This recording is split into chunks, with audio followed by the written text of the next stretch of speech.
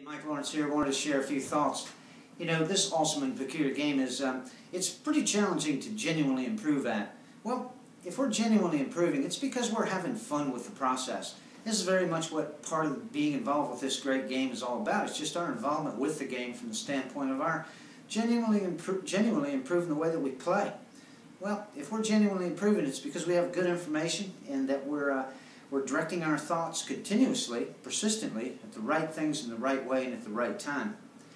Depending upon our current skill level, the current problems we might be having with the game, will determine how it is that we should be directing our thoughts and actions. For instance, if we're a beginner, completely new to the game, or let's say a mid to high handicapper who's just not hitting good solid golf shots, or even an experienced tour level player still not hitting good golf shots in the direction that we're looking, well, there's certain aspects of how we're going about swinging the club that we should be directing our thoughts and actions towards. The R3 approach is really all about facts and realities having to do with playing this great game and attempting to improve at it. And one of the facts about the game is that, contrary to what you might think is the case based on the information that's out there, there's no one-size-fits-all formula for swinging a golf club. Playing our best golf is just not all about our golf swing. There's so many other aspects to playing the game that contribute to how we play that we need to be directing some thought and action at these other perspectives.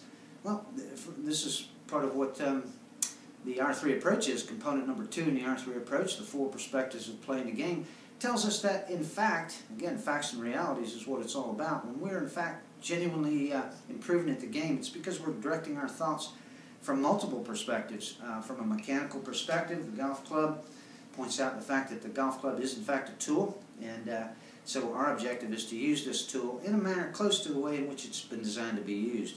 Then there's going to be physical aspects of swinging a golf club. It's our body and how we're physically going about making the athletic motions necessary to build a mechanically good swing action. And then there's tactical aspects to actually playing the game once we're on the golf course that we have to know that are responsible for how it is that we ultimately play. First of the 5 universal laws in the R3 approach is that we have to simply take what we've got and make it work to the best of our ability when we're on the golf course. Well, in order for this to happen, we really have to blend several different aspects of playing the game together to such a manner that we have a fluidly good operating process out there on that golf course. Well, in the R3 approach, we start out with an overall strategy. Overall strategy is pretty neat. Overall strategy, bam, there it is.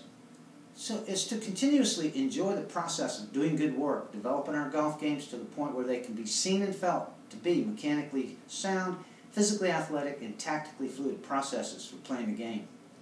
Folks, if we follow this strategy, we're going to be on the right path. I mean, if you stick to this strategy and understand what this strategy is really saying, you're going to see that you'll come to understand, in fact, that if we're, in fact, developing our games to the point where they can be seen and felt, well, seen and felt, that's a mindfulness. That's where we are with our game currently in terms of our mindfulness as a golfer. And then the mechanically sound aspect will have, again, to do with that golf club, using this golf club in a manner that makes it a mechanically sound swing action. And then physically athletic would have to do with our body. And then being tactically fluid means that we're good tacticians once we're out there on the golf course, taking what we've got and making it work to the best of our ability.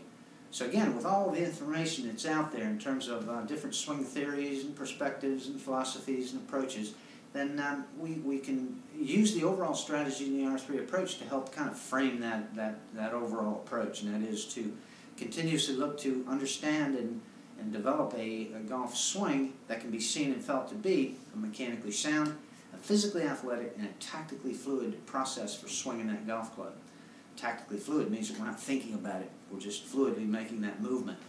And in order for that movement to be good, we have to know what it means to be mechanically sound. Then we have to know what it means to be physically athletic, and then when we're in that, when we've reached that level, we can in fact become more tactically fluid. So again, the R3 approach is it's all about having fun with the game improvement process, you know. It's all about taking our thoughts and actions and directing them continuously and persistently at the right things in the right way and at the right time. Okay?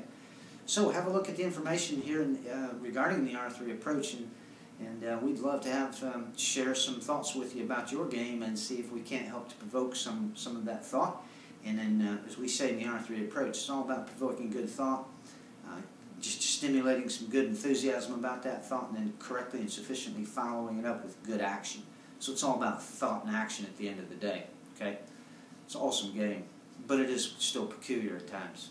All right, let's continue having fun with our game improvement efforts, and as we say in the R3 approach, let's all keep doing good work now.